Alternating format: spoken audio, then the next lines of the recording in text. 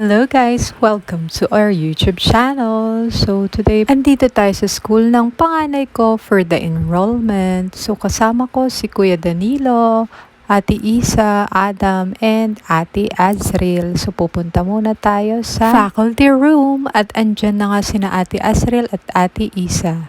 So wait lang natin sila guys para makapag-start na tayo. Ayan, Ate Azriel is here. And papunta na rin si Ate Isa. So start na tayong mag-fill out ng form.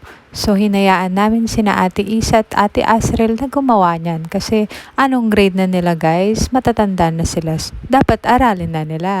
Para next time, alam nila yung gagawin nila. Incoming grade 6 na nga sila ni Ate Isa. Nako, parang kailan lang. Ang liliit na bata pa nitong mga to.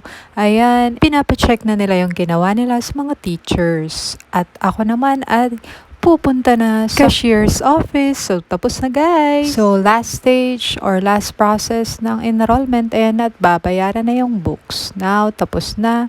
And they are with their friends.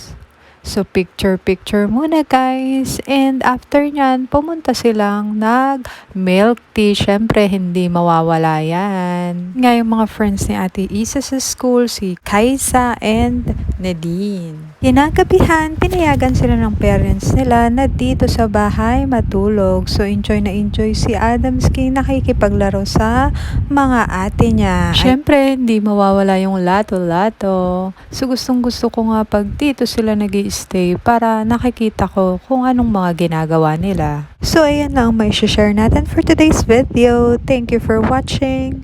God bless everyone. Mwah, mwah, chup, chup.